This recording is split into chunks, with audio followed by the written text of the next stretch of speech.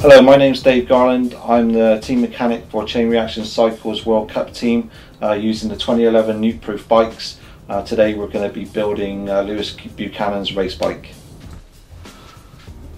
10mm spacers, one below. Put your upper clamps on and one above like that. So you've got your height adjustment, mark where it needs to be cut.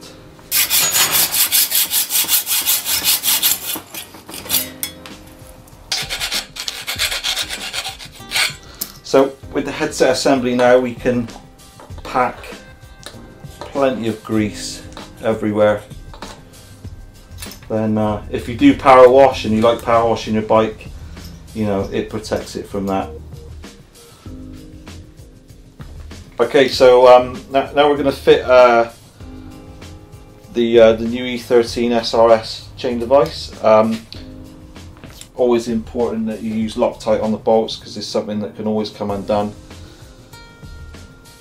You should spend as much time as you possibly can getting your chain line correct, because if you do a race and you drop your chain in your race run, it's your whole weekend down the pan. So concentrate on your chain line. Okay, so once we've mounted our chain device and we've got the line perfect with the swing arm, so there's clearance for mud and everything looks like it's lined up good, and you've got your rotation correct for the type of frame you're using, plenty of grease on the BB shell. Remember, drive side is always a left hand thread, so to do it up you're undoing it effectively.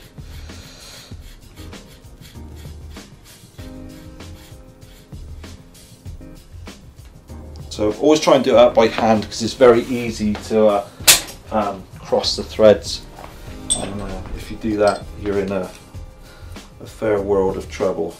A little bit of grease just around the portion where the bearings mount, just to make sure they don't seize, so make sure it goes on nice and easy.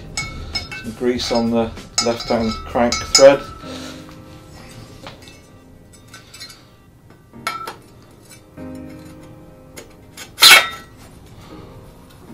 There you go.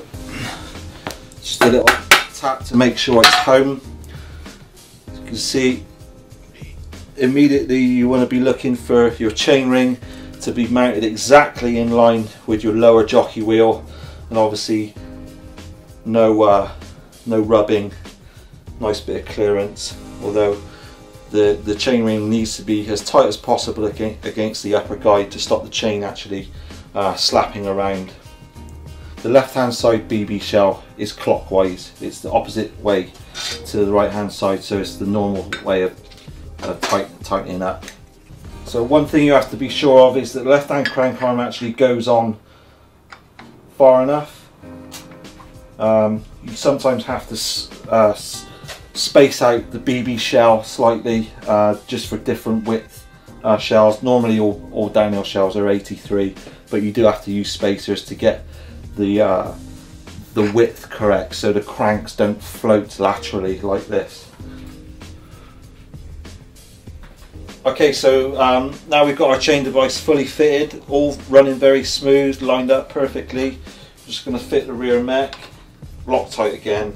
The best Loctite to use, by the way, is Loctite 222, which is a non-runny compound blue thread lock, which allows you to undo stuff and do it back up.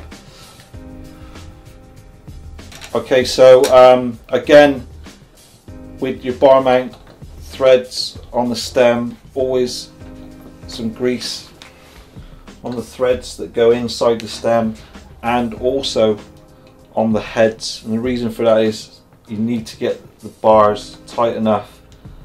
Sometimes if you don't use grease on the heads, then they can bind and you think they're tight, but in reality they just bang on the aluminium, so they don't actually get tight enough. So it's really important that you put grease on there. Bars. Hopefully we can thread this bar in. Okay, you can initially just put your bars in, but you know the real setting comes when you got the bike down on the floor. then you can get it accurate and then finally tighten them up. Okay, now we've got our forks. Insert the forks carefully. Put your bump stops on, which will just initially hold the fork in its place so it won't fall out again. And again, with the clamps, absolutely, especially if they're titanium clamps like these on the 888s 2011s, they've got tie bolts, so you absolutely have to put grease on these threads. So again, on the thread and on the head, that's really important with these Marzocchi forks.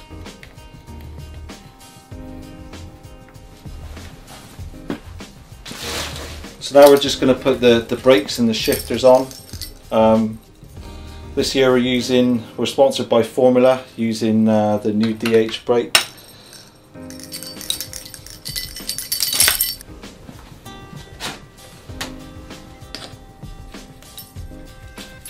Insert your grips.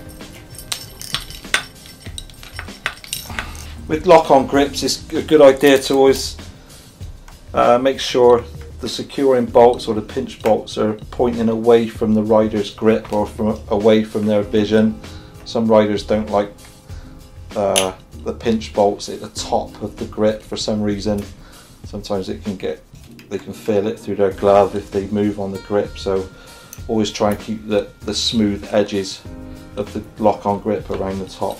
Now we're just going to fit the gear cables now, and there's something really important you have to do with a gear cable. It might seem small, but it makes the gears work ever so smooth.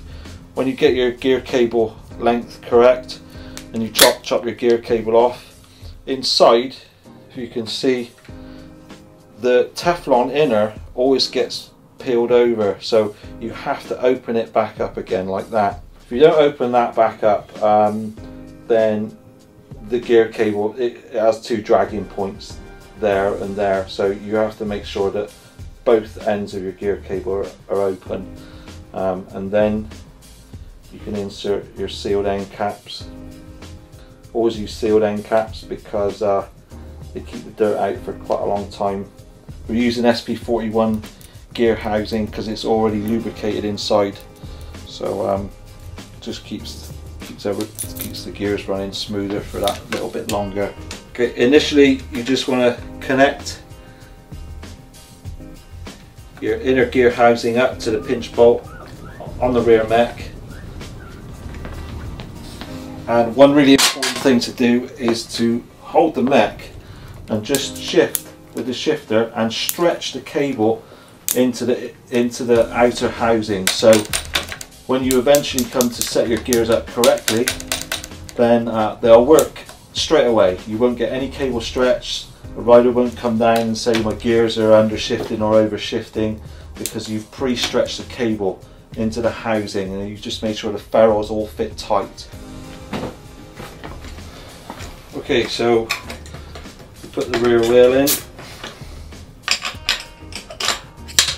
What we're going to do now is set the chain line, and we're almost finished with the build. We can put it on the ground, do some measuring, and see what it's like for the first time.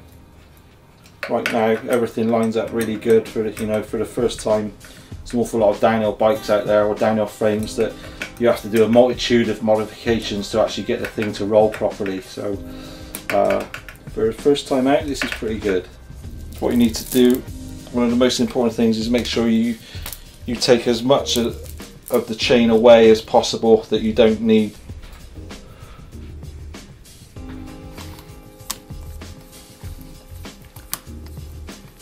Because we made sure the chain line is perfect and we've got the chain length correct and we set our limits, you see immediately it's shifting good already, and we've got a perfect chain line, nice and free. Right, so when you're setting your front and rear brake, number one, it's really important that you get the actual caliper in the center of the rotor. That way both pistons will be doing exactly the same amount of work. If you just do it the lazy man's way and pull the brake on and then do the bolts up, you always find that one piston is always doing more work than the other, and that will give you an inconsistent brake, inconsistent pad wear, and loss of power as well. So you just need to make sure that the rotor is in exactly the center of the caliper, and then tighten down your securing bolts. Small bladed screwdriver, just to train the pistons, just to make sure that they're both coming out in the same direction. If one's moving slightly more than the other, then just hold the piston that's moving more and allow the other piston to come out equally, and that will give you an absolutely perfect centralized brake and no rubbing like that. And that's all you need to do. Okay, so all that's left to do now is number one, put the bike on the floor, just check to see how it sits, then tighten up the bars and make sure Lewis is happy with all his control settings, his brake and his shifter, his bar position, seat and seat post position, and that's the build complete. It just leaves for him to go out and test it and just give us his initial feedback.